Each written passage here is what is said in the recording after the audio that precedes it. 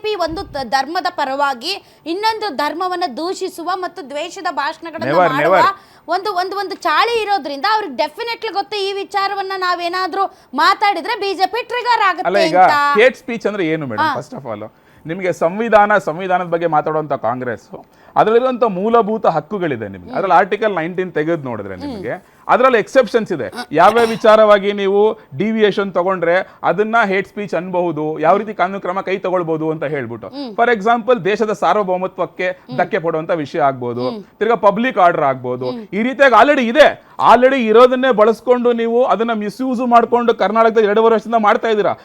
ಯಾಕೆ ಮಿಸ್ಯೂಸ್ ಮಾಡ್ಕೊಳ್ತಾ ಇದಾರೆ ಅಂದ್ರೆ ಬಹಳ ಜನದ ಮೇಲೆ ಇವ್ರು ಫೈಲ್ ಮಾಡಿರುವಂತ ಕೇಸಸ್ FIR ಆಗಿರೋದು ಕೋರ್ಟ್ಗೆ ಹೋಗಿ ಕ್ವಾಶ್ ಆಗಿದೆ. ಬಹಳಷ್ಟು ಹಿಂದೂ ಕಾರ್ಯಕರ್ತರು ನಾನು ಹೇಳ್ತಾ ಇರೋದು ಇಂಟೆನ್ಷನ್ ಮೇಡಮ್, ಇಂಟೆನ್ಷನ್ ಯಾಕೆ ಕೇವಲ ಹಿಂದೂ ಸಮುದಾಯ ಬಿಜೆಪಿನ ಟಾರ್ಗೆಟ್ ಅಲ್ಲ, ಯಾಕೆ ಕೇವಲ ಹಿಂದೂ ಸಮುದಾಯ ಬಿಜೆಪಿನ ಟಾರ್ಗೆಟ್?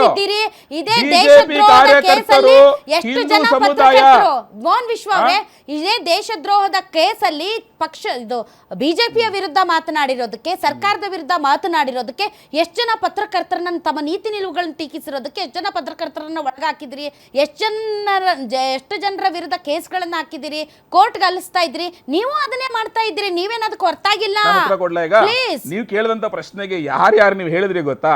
ಅವ್ರ ಮೇಲೆ ಕೇಸ್ ಹಾಕಿ ಅವರೆಲ್ಲ ಕೋರ್ಟ್ಗೆ ಹೋದಾಗ ಕೋರ್ಟ್ ಅದ್ರಲ್ಲಿ ಬಹಳ ಜನ ಕ್ಲೀನ್ ಚಿಟ್ ಕೊಟ್ಟಿಲ್ಲ. ವೆರಸ್ ನಮ್ಮ ಕೇಸಲ್ಲಿ ನಮ್ಮ ಕಾರ್ಯಕರ್ತರು ಹಿಂದೂ ಕಾರ್ಯಕರ್ತರು FIR ಕ್ವಾಶ್ ಮಾಡ್ಕೊಂಡ್ ಬರ್ತಾ ಇದ್ದಾರೆ. ಬಿಕಾಸ್ ಇವ್ರು ಮಿಸ್ಯೂಸ್ ಮಾಡ್ಕೊಂಡು ಹಾಕಿರೋ ಕೇಸ್ಗಳನ್ನ ನಾನು ಆ ಉದಾಹರಣೆ ಕೊಡ್ತಿರೋದು ಕರ್ನಾಟಕದಲ್ಲಿ ಬಹಳಷ್ಟಿದೆ, ನಿಮ್ಗೂ ಗೊತ್ತು. ಈಗ ಕಲಬುರಗಿನಲ್ಲಿ ಒಂದು ಇನ್ಸಿಡೆಂಟ್ ಆಯ್ತು.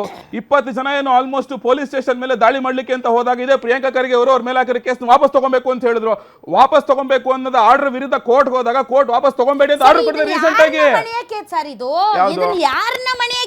ಹಿಂದೂ ಕಾರ್ಯಕರ್ತರು ಬಿಜೆಪಿ ಕಾರ್ಯಕರ್ತರು ಈ ಸರ್ಕಾರದ ವಿರುದ್ಧ ಯಾರು ಟೀಕೆ ಮಾಡ್ತಾರೋ ಅವ್ರನ್ನ ಮಣಿಸಕ್ಕೆ ಯೂಸ್ ಮಾಡ್ತಿರೋಂತ ಒಂದು ಅಸ್ತ್ರ ಅಷ್ಟೇ ಇದು ಸರ್. ಅದ್ರಲ್ಲಿ ಬರಲ್ಲ ಸರ್. ಸರ್ಕಾರದ ಟೀಕಿಸೋ ಜನರೇನು ದಡ್ರಲ್ಲ. ಕಾನೂನುಗಳು ಕೂಡ ನೀವು ಹೇಳ್ದಂಗೆ ವ್ಯಾಖ್ಯಾನಿಸಕ್ ಆಗಲ್ಲ. ಸರ್ಕಾರದ ವಿರುದ್ಧ ನೀತಿ ನಿಲುವುಗಳನ್ನ ಟೀಕಿಸೋದು ಅದು ಮೂಲಭೂತವಾಗಿ ಹಕ್ಕು, ಅದನ್ನ ಅಲ್ಲ. ಆದ್ರೆ ದ್ವೇಷ ಭಾಷಣಕ್ಕೊಂದು ಡೆಫಿನೇಷನ್ ಇದೆ. ದ್ವೇಷ ಭಾಷಣ ಅಂತಂದ್ರೆ ನೋಡಿ, ನೀವು ಯಾವ ಸಂವಿಧಾನದ ಆರ್ಟಿಕಲ್ 19 ಮಾತಾಡ್ತಾ ಇದ್ದೀರೋ, ನಾಗರಿಕರಿಗೆ ವಾಕ್ ಮತ್ತು ಅಭಿವ್ಯಕ್ತಿ ಸ್ವಾತಂತ್ರ್ಯವನ್ನ ಏನ್ ನೀಡುತ್ತೆ, ಅದನ್ನ 1951ರ 1ನೇ ತಿದ್ದುಪಡಿ ಮೂಲಕ ದ್ವೇಷವನ್ನ ಉತ್ತೇಜಿಸುವ ದೇಶದ್ರೋಹದ ಸ್ವಭಾವದ ಭಾಷಣವನ್ನ ನಿರ್ಬಂಧಿಸುತ್ತೆ. ಅದೇ 16ನೇ ತಿದ್ದುಪಡಿ ಮೂಲಕ ಅಭಿವ್ಯಕ್ತಿ ಸ್ವಾತಂತ್ರ್ಯದ ಮೇಲೆ ಸಮಂಜಸವಾದ ನಿರ್ಬಂಧಗಳನ್ನು ವಿಧಿಸಬಹುದು ಅಂತಲೂ ಕೂಡ ಹೇಳಿದೆ. ಅಂದರೆ ನೀವು ಜನರ ನಡುವೆ ಕೋಮುಗಲಭೆಯನ್ನು ಸೃಷ್ಟಿಸುವುದು, ಮತೀಯ ಸಂಘರ್ಷವನ್ನು ತಂದಿಡುವುದು, ಇಂಥವೆಲ್ಲವೂ ಕೂಡ ದ್ವೇಷ ಭಾಷಣದೊಳಕ್ಕೆ ಬರುತ್ತೆ. ಅದು ನಿಮ್ಗೆ ಹೆಂಗೆ ಅಪ್ಲೈ ಆಗುತ್ತೆ? ನೀವ್ಯಾಕೆ ಅದ್ರ ಬಗ್ಗೆ ಮಾತಾಡಬೇಕು? ಅಲ್ಲ, ನಾನೀಗಾಗಲಿಂದ ನಿಮಗೊಂದು 10 ಉದಾಹರಣೆ ಕೊಟ್ಟನಲ್ಲ. ಕಳೆದ 2.5 ವರ್ಷದಲ್ಲಿ ಇದನ್ನೇ ಬಳಸ್ಕೊಂಡು ನಮ್ಮ ಕಾರ್ಯಕರ್ತರ ಮೇಲೆ, ಹಿಂದೂ ಕಾರ್ಯಕರ್ತರ ಮೇಲೆ ಎಷ್ಟು ಟಾರ್ಗೆಟ್ ಆಗಿದೆ. ಹಿಂದೂ ಕಾರ್ಯಕರ್ತರ ಹೆಸರನ್ನ ಗಡಿಪಾರು ಮಾಡಿಲ್ಲ ಅವರು, ರೌಡಿ ಶೀಟರ್ ಪಟ್ಟಿಗೆ ಸೇರಿಸಿಲ್ಲ ಅವರು. ಮೇಡಮ್, ಹಿಂದೂ ಕಾರ್ಯಕರ್ತರನ್ನ ಯಾಕೆ ಟಾರ್ಗೆಟ್ ಮಾಡಿ ರೌಡಿ ಶೀಟರ್ ಪಟ್ಟಿಗೆ ಸೇರಿಸಿದ್ದಾರೆ, ಗಡಿಪಾರು ಮಾಡಿದ್ದಾರೆ ಹೇಳಿ? ತಪ್ಪು. ಮತ್ತೆ ಅಲ್ಲ, ಕೋರ್ಟ್ ಅಲ್ಲಿ ಕ್ವಾಶ್ ಆಗಿದೆಯಲ್ಲ, ಕೋರ್ಟ್ ಹೇಳಿದೆಯಲ್ಲ, ಅಲ್ಲ ಕೋರ್ಟ್ ಅಲ್ಲಿ ಕ್ವಾಶ್ ಆಗಿ ಬಂದಿದೆಯಲ್ಲ ಇವತ್ತು. ಕೋರ್ಟ್ ಅಲ್ಲಿ ಹೋಗೋದು ನಿಮ್ಮ ಹಕ್ಕು. ಮಾಡಿದವನಿಗೂ ಕೂಡ ನಮ್ಮ ಒಂದು ಕಾನೂನು ವ್ಯವಸ್ಥೆಯಲ್ಲಿ ಆತನಿಗೆ ತನ್ನ ವಾದವನ್ನ ಮಂಡಿಸೋದಕ್ಕೆ ಸಂಪೂರ್ಣವಾದಂತ ಹಕ್ಕು ಅಧಿಕಾರ ಇದೆ. ಅನ್ನ ಮಾತ್ರಕ್ಕೆ ಆತ ಕೊಲೆಗಾರ ಅಲ್ಲ ಅಂತ ಹೇಳಕ್ಕಾಗಲ್ಲ. ಅಲ್ಟಿಮೇಟ್ಲಿ ಮಾಡುತ್ತೆ. ಸೊ ನೀವ್ ಯಾಕೆ ಅದರ ಬಗ್ಗೆ ಮಾತಾಡ್ಬೇಕು? ನೀವು ಮಾಡದೇ ಇದ್ರೆ ದ್ವೇಷ ಭಾಷಣ. ನಾನ್ ನಿಮ್ಗೆ ಅದನ್ನೇ ಆಗ್ಲಿಂದ ಹೇಳ್ತಾ ಇರೋದು, ದ್ವೇಷ ಭಾಷಣ ಮಾಡದೇ ಇರೋದು ನೀವು ದ್ವೇಷ ಭಾಷಣ ಅಂತ ಸುಳ್ಳು ಹೇಳಿ FIR ಮಾಡಿ ಕೋರ್ಟ್ ಕಚೇರಿ ಅಂತ ಅಲಿಸಿ. ಅಲ್ಲ, ನೀವು ಹೆದರ್ಸುವಂತ ತಂತ್ರಗಾರಿಕೆ 2.5 ವರ್ಷದಿಂದ ಮಾಡ್ಕೊಂಡ್ ಬಂದಿರೋದು ಏನಾಗಾದ್ರೆ? ಹಿಂದೂ ಕಾರ್ಯಕರ್ತನ ಬಿಜೆಪಿ ಕಾರ್ಯಕರ್ತರನ್ನ ಸುಮ್ನೆ FIR ಹಾಕೋದು. ಒಂದ್ ಕೇಸ್ ಹೇಳ್ತೀನಿ ಕೇಳಿ, ಒಂದ್ ಕೇಸ್ ಹೇಳ್ತೀನಿ ಕೇಳಿ.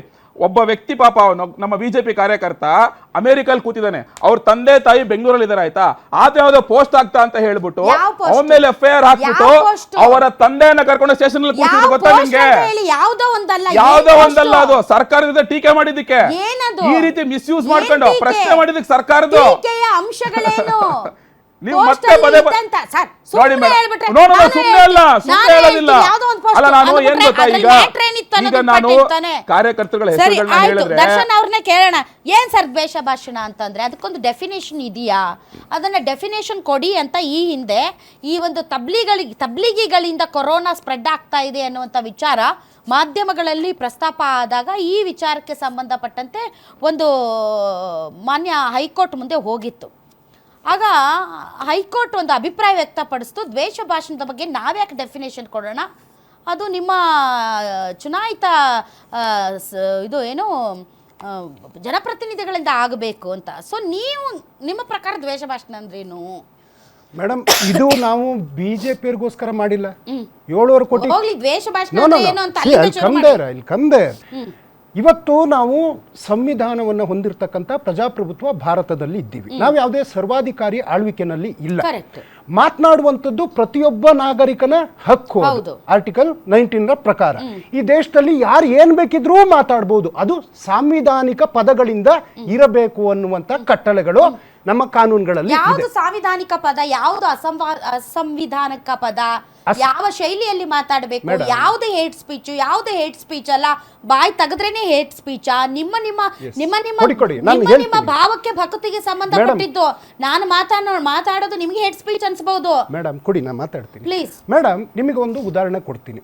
ತುಮಕೂರಿನ ಯುವ ಮೋರ್ಚಾದ ಅಧ್ಯಕ್ಷ ನನ್ನ ಗೆಳೆಯ ಆತ ಹನುಮಂತರಾಜು ಅಂತೇಳಿ ನನಗೊಂದು ಮೆಸೆಂಜರ್ಲಿ ಮೆಸೇಜ್ ಕಳಿಸ್ತಾರೆ, ನಾಳೆ ಒಂದು ಕಾರ್ಯಕ್ರಮ ಇದೆ, ನೀವು ಬರಬೇಕು ಅಂತ.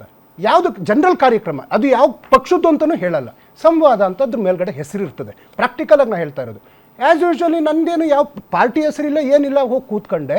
ಅಲ್ಲಿ ಪ್ರತಾಪ್ ಸಿಂಹ ಇರ್ತಾರೆ, ಅಡ್ಡಂಡ ಕಾರ್ಯಪ್ಪ ಅಂತ ಯಾರೋ ಒಬ್ಬ ಮನುಷ್ಯ ಇರ್ತಾನೆ. ಬೈತಾರೆ ಬೈತಾರೆ ಬೈತಾರೆ ಟಿಪ್ಪು ಸುಲ್ತಾನ್ಗೆ ಅತಿ ತುಚ್ಛವಾಗಿ, ಮುಸ್ಲಿಂ ಸಮುದಾಯಕ್ಕೆ ಎಲ್ಲ ಆದಮೇಲೆ ನಾನಿದ್ದವನು ನಿಮ್ಮ ಅಭಿಪ್ರಾಯ ಹೇಳಿ ಅಂದಾಗ ಎದ್ದು ನಿಂತ್ಕೊಂಡು ಕೇಳಿದೆ, ಟಿಪ್ಪು ಸುಲ್ತಾನ್ ಬಗ್ಗೆ ನನ್ನ ಮಾಸ್ಟ್ರು ಮಾಡಿರೋಂಥ ಪಾಠ, ಅವನೊಬ್ಬ ಸ್ವಾತಂತ್ರ್ಯ ಸೇನಾನಿ ಅಂತೇಳಿ, ಅವನು ತನ್ನ ಮಕ್ಕಳನ್ನ ಅಡ ಇಟ್ಟ ಅಂತೇಳಿ, ಅವನು ವೀರವೇಷದಿಂದ ಸತ್ತೋದ ಅಂತೇಳಿ ನನಗೆ ಪಾಠ ಮಾಡಿದ ಮಾಸ್ಟ್ರಿಗೆ ತಲೆ ಕೆಟ್ಟಿತ್ತು, ಅಥವಾ ನೀವು ಬಂದು ಇವತ್ತು ಇದೇನೇನೋ ಹೇಳ್ತಾ ಇದ್ರಲ್ಲ ಅನ್ಬೇಕಾರೆ ಕಾರ್ಯಕ್ರಮನ ರದ್ದು ಮಾಡಿಸ್ಕೊಂಡು ಹೋದ್ರು. ಈ 4 ಗೋಡೆಗಳ ಮಧ್ಯೆ, either it may be Hindu or Muslim or ಕ್ರೈಸ್ತ ಯಾರೇ ಆಗಿರ್ಬೋದು, 4 ಗೋಡೆಗಳ ಮಧ್ಯೆ ಬಹಿರಂಗವಾಗಿ ಇವ್ರು ಮಾತನಾಡುವಂಥದ್ದು ಭಾಳ ಇವಾಗ ತಿಳ್ಕೊಂಡ್ಬಿಟ್ಟಿದ್ದಾರೆ. ಅಲ್ಲಿ ಒಳಗಡೆ ಮಕ್ಕಳನ್ನ ಕೂರಿಸಿ ಅವರಿಗೆ ವಿಷ ಜಂತುಗಳ ಹಾಗೆ ವಿಷಪ್ರಾಸನವನ್ನು ಮಾಡುವಂಥ ಕೆಲಸ ಆಗ್ತಾ ಇದೆ. ಇನ್ನು ಬಹಿರಂಗವಾಗಿಯೂ ಅನೇಕ ಕಡೆ ದ್ವೇಷದ ಭಾಷಣಗಳು ನಡೆಯುತ್ತಿದೆ. ನಾಟ್ ಓನ್ಲಿ ಭಾಷಣ, ಉದಾಹರಣೆ ಈಗ ನಮ್ಮ ದೇಶದಲ್ಲಿ ರಾಮ ಮಂದಿರ ಇಶ್ಯೂ ತಗೊಳ್ಳೋದಿರ್ಬೋದು, ಗೋದ್ರ ಇಶ್ಯೂ ತಗೊಳ್ಳೋದಿರ್ಬೋದು, ಅಥವಾ ಈ ಇವರ ಪ್ರಚೋದನೆಗೊಳಗಾಗಿ ಚರ್ಚ್ ಮೇಲೆ ದಾಳಿ ಆಗಿರೋದು ನಾವು ಕಂಡಿದ್ದೀವಿ, ಪಬ್ ಮೇಲೆ ದಾಳಿ ಆಗಿರೋದು ನಾವು ಕಂಡಿದ್ದೀವಿ. ಇವ್ರು RSS ಕಚೇರಿ ಮೇಲೆ ರಾಷ್ಟ್ರಧ್ವಜ ಹಾರಿಸಲಿಲ್ಲ, ಈದ್ಗಾ ಮೈದಾನದಲ್ಲಿ ಹೋಗ್ಬಿಟ್ಟು ರಾಷ್ಟ್ರಧ್ವಜ ಅಂತೇಳಿ ಪ್ರಕ್ಷುಬ್ಧ ವಾತಾವರಣಗಳನ್ನ ಮಾಡಿದ್ದಾರೆ.